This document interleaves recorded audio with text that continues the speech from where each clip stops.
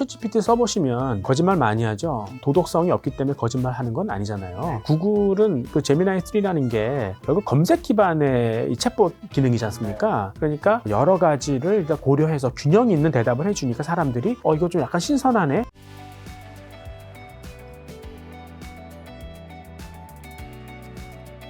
자, 이번 비트코인과 또 금융의 변화 여쭤보려고 하는데, 이거 먼저 여쭤보기 전에 올해 비트코인이 1억 한 8천만 원 원화 기준 갔다가 굉장히 많이 폭락해서 지금 1억 2천까지 갔다가 지금 1억 반등 살짝 1억 3천이었는데 굉장히 많이 폭락했던 이유랑 혹시 일단 비트코인 자체 앞으로 내년은 어떻게 보시나요? 그러니까 비트코인은 사실 그동안 유동성이 굉장히 많다 그랬지 않습니까? 근데 유동성이 많다는 얘기는 결국 그 돈이, 그 많은 돈들이 할 일이 있으면 좋은데 지금까지는 뭐 사람들이 늙고 소비도 안 하고 그러니까 투자도 잘 안 되고 돈이 일할 데가 별로 없으니 그러니까 이제 주식이나 부동산 쪽에 거품이 있다. 가격 거품이란 얘기는 그만큼 화폐의 가치가 떨어진다는 거 아니겠어요? 그러니까 그 화폐의 가치를 지키기 위해서 금이나 비트코인 쪽으로 많이 사람들이 쏠렸었다. 근데 이제 요즘에 슬슬 그 신기술주들이 그 부각이 되니까 약간 뭐 상대적으로 그런 어떤 중요도도 좀 떨어지고 또 이제 그 가격 거품에 대해서 그냥 두려워하는 사람들도 생기고 그래서 좀 비트코인 가격이 떨어진 부분이 있다는 거죠. 2026년 어떻게 보시나요? 지금은 그 많은 유동성들이 가리지 않고 가는 것 같아요. 그러니까 뭐 금이라든가 부동산, 뭐 신기술주 다 간다는 얘기죠. 그걸 뒤집어서 얘기하면 그 신기술, 인공지능이 만들 신기술에 대해서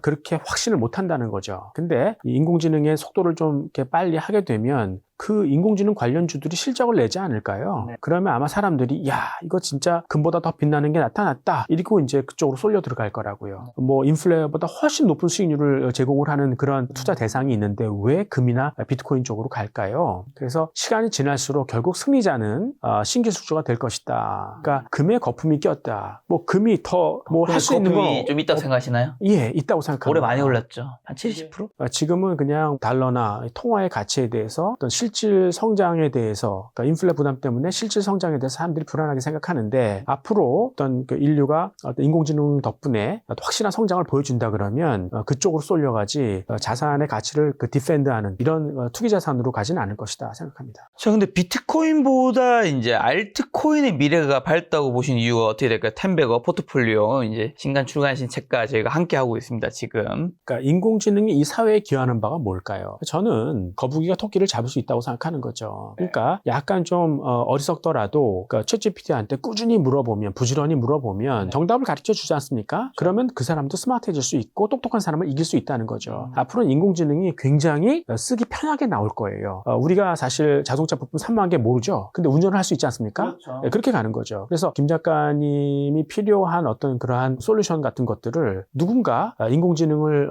쉽게 이용해서 그 솔루션을 제공했다 그러면 그럼 살 거 아니겠습니까? 거기 투자도 할 것이고 그렇게 되면 누구나 이제 아이디어만 있다면 얼마든지 부자가 될 수 있고 그럼 이제 부의 불균형도 해소가 되고 결국은 근데 이제 그런 거래를 편하게 그리고 믿을만하게 연결시켜주는 체인이 있어야 될 거 아니겠어요? 네트워크. 그게 이제 블록체인이라는 거 아니겠습니까? 그리고 그 거래를 매개해주는 그 화폐가 알트코인이죠. 비트코인이 아니라. 그래서 이제 앞으로 비트코인에서 알트코인의 시대로 넘어가지 않을까 이렇게 생각합니다. 알트코인이라는 건데 굉장히 다양한 알트코인이 있는데 어떤 거를 좀 알트코인의 그 백본을 주로 많이 해주는 게 이더리움 아니겠어요? 예, 그러니까 이더리움이 앞으로 굉장히 중심적인 역할들을 많이 하게 될 것 같아요. 비트코인을 또 디지털 금으로 보는 시각에 대해 비판적인 견해를 비추셨는데 인공지능의 감시가 강화될 때 비트코인 투자 매력이 떨어진 이유는 뭘까요? 사실 올해였나요? 작년이었나? 파월도 비트코인은 디지털 금이라고 보는 견해를 좀 실제로 멘트한 적이 있긴 했었죠. 금이라는 거는 사실 사람들이 갖고 싶죠. 빛나니까. 예. 근데 비트코인을 왜 가져야 되는지 잘 모르겠어요. 한 번도 가져본 적이 없어요? 예. 그러니까 그게 펀더멘탈이 뭡니까? 사실 이게 이제 그 블록체인을 최초로 소개한 그러한 화폐이다. 상징적인 의미가 있는 거죠. 그렇죠. 그렇다고 뭐 이 블록체인에 대한 어떤 그런 특허를 갖고 있거나 뭐 그런 것도 아니지 않습니까? 예. 그러니까 그냥 희소성에만 의존을 하는 거죠. 그러니까 희소성이 전부는 아니라는 거죠. 세상에 희소한 것들은 굉장히 많고. 그렇죠. 근데 그거를 끝까지 믿을 수 있는 건 무엇일까? 뭐 좀 이런 의문을 갖고 있고 저는 사실 비트코인이 그동안 수요를 끌어모은 것 중에 하나는 그동안 계속 이제 자신의 어떤 자산의 가치를 지키기 위한 그런 노력들이 있었다고 그랬는데 그 중에 하나가 탈세인 것 같아요. 그러니까 사람들이 이제 돈을 많이 벌었는데 사실 세금 내기 싫은 거죠. 그리고 자금을 좀 은닉하고 싶고. 근데 거기에 어떻게 보면 비트코인이 그건 맞아 떨어진 거죠. 그러니까 이 퍼블릭 블록체인을 쓰지 않습니까? 그거는 이거는 역산이 불가능해요. 그러니까 거래소 단에서는 실명을 확인하죠. 근데 그 안에서는 이거를 누가 거래했는지 모른다는 거예요. 그러니까 역산이 불가능하다는 게 무슨 뜻이냐면 거래를 하지 않습니까? 그러면 공개 키라는 걸 만들어요. 그러면 어디서 어디로 어느 정도의 물건이 넘어갔다라는 거는 누구나 알고 공증하는 바라고요. 근데 이제 그 공개 키로 개인 키를 뚫는다 이런 얘기는 그러니까 그 공개 키를 가지고 이 거래의 그 주체가 누구, 그다음에 무슨 물건이 넘어갔다까지 아는 거예요. 근데 그건 불가능하다는 거죠. 그러니까 그걸 쉽게 말씀을 드리면 이런 거예요. 어떤 사람이 100m를 갔다. 그렇다면 몇 발자국으로 걸었을까? 이렇게 물어보는 거예요. 근데 사람마다 다 그 보폭이 다르지 않습니까? 그러니까 무수한 조합이 나오는 거 아니겠어요? 그러니까 역산할 수 없다. 그래서 어카운트를 막 쪼개고 여러 가지로 해서 뭐 편법 증여나 뭐 이런 것들이 가능했기 때문에 그런 것이다. 근데 인공지능을 통해서 이제 계산 능력이 개발되고 만약 양자 컴퓨터까지 간다. 뭐 이렇게 되면 그거를 그 거래가 누구에서 누구로 갔다는 거를 쉽게 추론할 수도 있을 것이다. 그럴수록 계산 능력이 확대될수록 결국 비트코인의 어떤 매력은 좀 떨어지지 않을까 저는 그렇게 생각합니다. 자, 트럼프 행정부가 비트코인 또 전략자산 비축하려는 움직임을 보였는데 이것이 달러 가치를 지키기 위한 그럼 고육지책인가 아니면 새로운 좀 전략일까요? 글쎄요, 트럼프가 지금 달러 패권을 유지하려고 하는 그 구체적인 전략은 사실 스테이블 코인 아닌가요? 지금 스테이블 코인의 그 담보 자산이 99%가 달러죠. 세계 외환 보유고의 59%가 달러고요. 세계 교육의 57%가 달러예요. 근데 99%는 너무 일방적인 거잖아요. 근데 디지털 화폐의 그 특징이 뭐냐면 국경 간 거래의 제약이 없어야 한다는 거 아니겠습니까? 근데 그게 달러밖에 안 되는 거죠. 엔화 같은 경우도 이제 수출에 의존을 해야 되고 어느 순간에는 외환의 어떤 수출입을 제한해야 되는 거고 유로 같은 경우도 회원국에 어떤 문제가 있으면 그걸 제한해야 돼요. 근데 거기서 완전히 자유로운 게 달러죠. 그러니까 트럼프는 그러한 달러의 특징을 레버리지 시켜서 달러의 어떤 그 수요를 더 키우는. 근데 그 스테이블 코인에서의 어떤 그런 네트워크의 어떤 브릿지 역할을 하는 게 리플 XRP잖아요. 그러니까 그런 면에서 리플 XRP가 조금 더 먼저 수혜를 보지 않을까 뭐 이런 생각을 갖고 있고요. 근데 이제 정말 비트코인을 비축해서 달러의 어떤 그러한 가치를 높일 것이냐. 그러니까 지금 비트코인의 시가총액이 2조 달러 정도 되죠. 그 다음에 금의 시가총액 25조 달러 정도 되지 않습니까? 근데 비트코인을 많이 사가지고 그 가격이 오른다. 그렇게 되면 금을 대체할 수 있어서 미국의 재정이 좋아진다. 글쎄요. 그게 누가 그런 아이디어를 용인할까요? 미국 말고 다른 나라가 그걸 용인할까요? 잘 모르겠습니다. 그리고 미국의 연방정부나 뭐 주정부가 이런 비트코인을 산다. 그래서 거래를 좀 편하게 해준다. 이렇게 되면 개인 기업들도 살 것이다. 매수세가 폭발적으로 늘어날 것이다. 뭐 이런 생각도 좀 해볼 수 있는데 글쎄요. 만약에 트럼프가 비트코인을 샀다가 그게 폭락하면 어떻게 되죠? 그러니까 그렇게 되면 아마 트럼프가 재판받고 사형당할 수도 있을걸요? 그러니까 그분이 정말 애국하는 마음에서 비트코인을 산다. 그러면 내가 그의 충성심만큼은 인정해주겠습니다. 그러나 그렇게 안 할 것이라는 것에 저는 베팅을 하겠습니다. 그리고 또 솔라나나 스위처럼 전송 속도가 빠른 코인들이 실질적인 플랫폼을 패권을 쥘 수 있다고 보시는 은행 중심의 저위험 저수익 구조에서 벗어난 민간이 직접 투자자를 찾는 디파이 시대의 핵심 생존 전략은 뭘까요? 블록체인이라는 게 단점이 있다면 느리다는 거죠. 거래가 뭐 1초에 뭐 몇 건 안 되고 뭐 이런 건데 그걸 어떻게 늘릴 수 있을까? 그러니까 블록체인이 느린 이유는 이제 모두가 공증을 해야 되는 그런 시스템인데 그러니까 공증 절차를 조금 단순화한다든가 아니면 공증 결과에 대해서 나중에 틀렸으면 번복 가능하게 한다. 뭐 이런 어떤 융통성을 주게 된다 그러면 굳이 신중하게 안 해도 되니까 빠르게 거래를 늘릴 수 있을 것이다. 뭐 이렇게 가는 거죠. 그래서 지금 그 뭐 솔라나 같은 경우에는 1초에 뭐 한 6만 5천 건 이거 거의 비자랑 맞먹는 수위도 마찬가지고요. 그래서 스피드를 많이 늘려줬다. 반면에 리플 XRP 같은 경우에는 금융거래에 쓰잖아요. 그러니까 되게 신중해야 되는 거죠. 그래서 이 나중에 공증 결과를 번복할 수 없는 뭐 그런 쪽으로 가는 거죠. 그래서 1초당 한 1,500건밖에는 안 되지만 금융거래는 이 정도만 해도 충분하고 만약에 리플 XRP가 신중하지 않다. 그냥 플렉서블하게 간다. 그러면은 뭐 1초에 수십만 건 가능할 것 같아요. 그 다음에 이제 속도도 중요하고요. 그 다음에 편하게 쓸 수 있는 생태계가 마련되어야 되거든요. 그러니까 예를 들어서 이거는 누구의 자산이 맞아. 그래서 NFT를 통해 가지고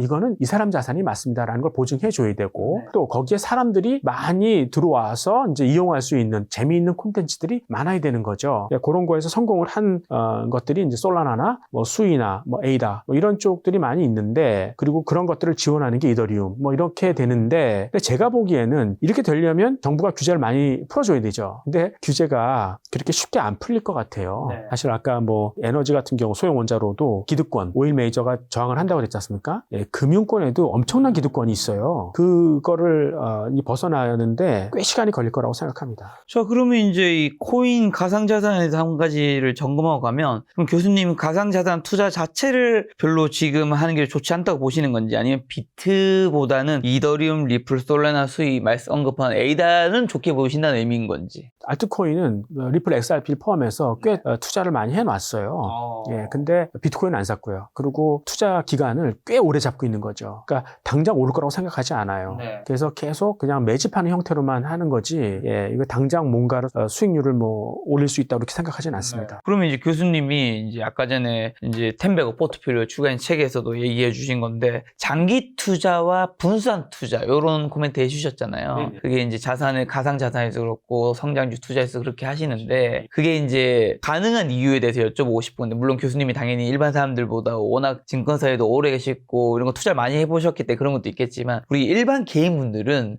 운용할 수 있는 자산이 그렇게 많지가 않잖아요. 그러다 보니까 이게 분산을 하는 거에 대해서 그렇게 해서 언제 돈을 벌어 이런 생각이 있을 텐데, 아니면 이제 교수님은 자산이 그래도 일반 분보다는 좀 더 많으니까 분산을 해도 충분히 기다릴 수 있는 여유도 있고 하니까, 혹시 이런 것도 차이점이 불러일으킨 게 있을 수 있을까요? 그러니까 아무리 돈이 좀 적더라도 분산 투자하는 습관을 길러야 되고, 아무리 적은 돈이라도 여러분들한테는 소중한 돈 아닙니까? 근데 여러분 투자를 통해서 여러분들이 얻는 수익 중에 가장 큰 부분이 뭐라고 생각하세요? 그게 물론 이제 금전적인 수익도 있지만 여러분들이 이 시장을 이해할 수 있지 않습니까? 그리고 앞으로 이제 그 직업을 고르는 데 있어서도 세상이 이렇게 바뀌어가니까 거기에 대한 힌트도 얻을 수 있지 않습니까? 뭐 그런 부분이 되게 중요한 것 같아요. 근데 만약에 여러분들이 이제 한 곳에 집중 투자를 한다거나 잘 모르고 투자를 한다거나 이렇게 되면 아마 일을 못 하실걸요? 단기 투자한다 그러면은 이 휴대폰 보느라고 일을 못 하실 거예요. 여러분들의 경쟁력이 확 떨어진다는 거죠. 그런 차에서 한 가지 여쭤보고 싶은 게, 올해 어느 증권사에서 나온 자료였는데 올해 개인 투자자 10명 중 7명이 수익을 냈지만 대부분 소액 구간에 집중되어 있다고 하더라고요. 개인 투자 67%가 수익 내신 분입니다. 912만 원 수익을 기록했고, 나머지 33%, 올해 굉장히 장이 좋았죠. 그다음에 33%는 평균 685만 원의 손실을 봤다고 하는데, 이렇게 개인분들이 이런 좋은 장에서 수익을 마이너스 나는 사람이 33%가 되고, 그리고 이렇게 좋은 장에서도 큰 수익을 극대화하지 못하는 구조적 이유가 좀 방금 전에 말씀하신 것들일까요? 예, 그러니까 투자는 일단 장기적으로 믿을 수 있어야 되는 거고요. 그러니까 단기 수익은 그건 언제든지 이룰 수 있음을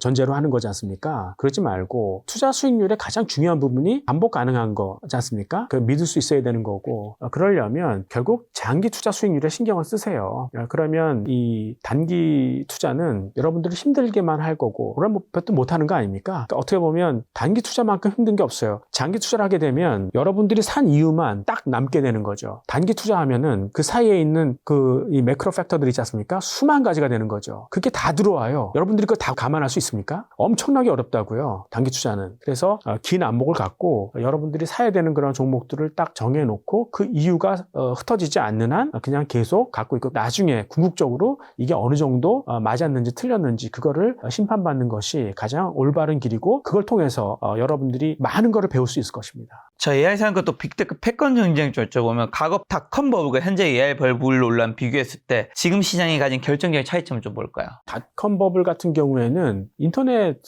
사용하는 거 아니겠습니까? 그래서 이제 뭐 홈페이지 만들고 뭐 어떤 투자가 필요합니까? 별로 그렇게 많은 투자는 필요 없었죠. 근데 AI 붐 같은 경우에는 뭐 데이터 센터를 만들어야 되니까 캐펙스가 엄청납니다. 그래서 결국은 이거를 속도를 줄일 수 없어요. 그래서 이 대표적인 게 오픈 AI 아니겠습니까? 지금 뭐 사용자는 가입자가 뭐 10억 명 된다면서요. 근데 유료 가입자는 4천만 명밖에 안 되잖아요. 적자 엄청나게 내고 있는 거죠. 만약에 이런 상태에서 속도를 줄였다. 그럼 그런 업체들이 지금 적자를 내고 있는 인공지능 기업도 되게 많지 않습니까? 네. 다 망한다. 그러면은 세계 경제가 버틸 수 없을 거예요. 2008년처럼. 그래서 이건 달리는 자전거가 된 거고 결국 돌아올 수 없는 다리를 건넜다. 뭐 이렇게 생각을 하니까 우리가 예상하는 것보다 훨씬 더 빠른 속도로 진도가 나갈 것이다 이렇게 생각합니다. 저 AI 거품론의 핵심은 결국 수익성 증명인데, 오픈 AI의 2025년 예상 매출 대비 막대한 인프라 투자 비용 순손실 문제는 어떻게 해석해야 될까요? 수익 없이 반도체 수요 이게 지속될 수 있을까요? 당장은 실적을 내는 뭐 네. 데이터 센터 구축 관련된 뭐 그런 회사들한테 사람들이 관심이 많이 가겠죠. 네. 근데 이제 지금까지 이 데이터 센터를 구축했던 게 누구냐면 구글, 그다음에 마이크로소프트, 아마존과 그런 어떤 그 빅텍들이잖아요. 근데 얘네들은 벌써 돈을 벌고 있는 애들이니까 별로 이제 데이터 센터를 구축 구축하는데 문제는 없었습니다. 근데 그 세컨 티어 쪽으로 이제 그 넘어가면서 이제 오라클 같은 업체들이 데이터 센터를 짓는데 돈을 빌려야 되잖아요. 근데 은행 입장에서는 저 상업성 같은 걸 따질 거 아니겠어요. 근데 얘네들이 뭐 데이터 센터 져서 결국 인공지능 추론 서비스를 한다고 하는데 전기는 있나? 이게 생각하는 거죠. 앞으로 생각보다 저 진도가 좀 늦게 나갈 수 있다고 생각하니까 돈도 잘 안 빌려주고 그러니까 이제 데이터 센터 관련주들도 약간 이제 좀 속도가 좀 더뎌지는 뭐 그런 문제가 좀 생기는 거죠. 그래서 다만 이제 진도를 늦추게 되면 그럼 결국 규제 풀어줘야 될 거 아니겠어요? 그러니까 뭐 전기 부족하다. 그럼 소형 원자로 규제를 좀 풀어줘야 되는 거고 안 되면 그러면 이제 2008년 같은 문제가 발생할 거 아니겠습니까? 그러니까 결국은 이제 그 정치권이 어쩔 수 없이 움직일 수밖에 없을 것이다 이렇게 생각을 하는 거죠. 다만 너무 아까 유동성 굉장히 많다고 그랬지 않습니까? 어떤 느낌이 드냐면 큰 어항에 물이 가득 찬 것 같아요. 그거를 이 금리라는 게 뭡니까? 약간만 돈의 회전 속도를 돌리는 거지 않습니까? 그러면 어항을 흔드는 거거든요. 그러면 조금만 흔들어도 엄청난 쏠림이 발생을 해요. 그러니까 내년에도 어떤 이벤트에 의해서 그 시장이 굉장히 변동성이 커질 수도 있어요. 근데 거기에 호도되면 안 된다. 우리가 그래서 아까 이제 장기 투자 뭐 이런 걸 말씀을 드렸는데, 그러니까 저 같으면 드라이 파우더, 그러니까 주식에 한 70% 투자는 하는데 한 30% 정도 현금을 두고 만약에 그렇게 크게 무너졌을 때 조금 더 살 수 있는 준비는 좀 해놓을 것 같습니다. 그리고 엔비디아 실적 여전히 굉장히 잘 나왔었죠. 가장 최근 데이터로도. 근데 시장의 의구심은 사라지지 않고 있습니다. 주가도 많이 좀 떨어진 편이고요. 시장 반응이 미온적인 이유는 뭐고 향후 데이터 센터 투자 사이클 꺾일 위험은 없을까요? 인공지능 관련 그 반도체라든가 솔루션 뭐 이런 쪽에 이제 트럼프는 중국 수출 제한을 하지 않습니까? 그러면 이제 빅텍은 이제 불만이 있겠죠. 그러면 빅텍이 그냥 만만한 애들이 아니에요. 사실 그 세계 전역에서 미국의 안보를 아니면 뭐 패권을 위해서 굉장히 많은 일들을 해주고 있는 거거든요. 그래서 걔네가 뭐 해외에서 탈세를 해도 그냥 눈 감아주잖아요. 근데 너희들 물건 팔지 마 이렇게 되면 걔네들이 화가 안 나겠습니까? 그러면 걔네한테 보상해 줄 수 있는 게 뭐예요? 중국에다가 물건을 못 팔지만 다른 쪽에서 인공지능의 진도를 빨리 빼주는 거죠. 그럼 다른 지역에서 더 많은 매출을 할 수 있으니까 중국의 매출 감소를 상쇄할 수 있다. 뭐 이렇게 가는 거라서요. 결국은 진도는 우리가 생각하는 것보다 좀 더 빨리 나갈 수 있을 것이다. 뭐 이렇게 좀 생각하는 거죠. 자, 구글 교수님께서 굉장히 좋게 보신다는 제미나이 3 출시 이후 챗GPT 대비 체류 시간 역전되는 현상도 나타났었는데 이것이 단순한 호기심 효과인지 아니면 검색과 AI 서비스 패권이 이제 구글로 넘어가고 있다는 신호로 봐야 될까요? 지금 챗GPT 써보시면 거짓말 많이 하죠. 걔가 뭐 옛날보다는 좀 그래 많이 좀 좋아지고 있는 것 같습니다. 근데 걔가 뭐 도덕성이 없기 때문에 거짓말 하는 건 아니잖아요. 네, 그렇죠. 잘 모르니까 자기가 어떤 대답을 하기 전에 내 생각이 맞는가라는 걸 다시 한번 재점검할 수 있는 그런 프로세스도 필요하고 그런 문제가 있는 건데 구글은 그 제미나이 3라는 게 결국 검색 기반의 이 챗봇 기능이지 않습니까? 그러니까 뭐 하나를 딱 찍는 게 아니라 여러 가지를 일단 고려해서 균형 있는 대답을 해주니까 사람들이 이거 좀 약간 신선하네 이런 쪽인 것 같아요. 근데 어쩔 수 없이 구글과 결국 마이크로소프트 같은 경우는 이 챗봇을 놓고 계속 경쟁을 할 수밖에 없을 것 같아요. 그러니까 이거는 이번의 문제가 아니라 앞으로 계속해서 있을 문제다. 구글 또 TPU가 메타나 엔스트로픽에도 판매되기 시작했는데 이것이 AI의 하드웨어 시장에서 엔비디아 독점 깨트를 신호탄은 되는 건가요? 그건 약간 좀 왜곡된 시각 같아요. 그러니까 뭐 메타나 그 엔트로픽 같은 경우가 TPU를 쓰는 그런 계산들은 굉장히 뭐 행렬의 고비라든가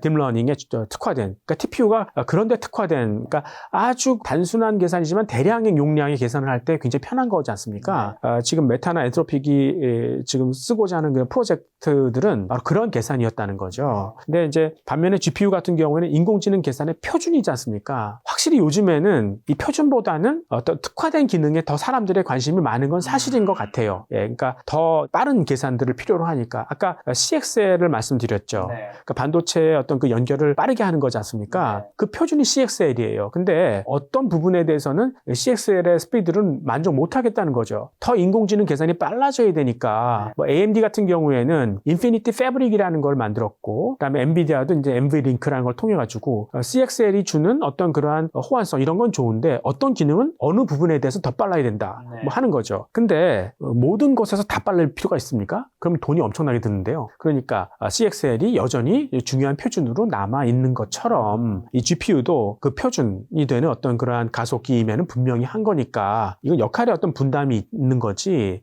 이게 뭐 TPU가 GPU를 대체한다. 그게 더 오히려 전반적으로 하면 오히려 더 비효율적이죠. 그래서 각각의 장점은 남아 있습니다.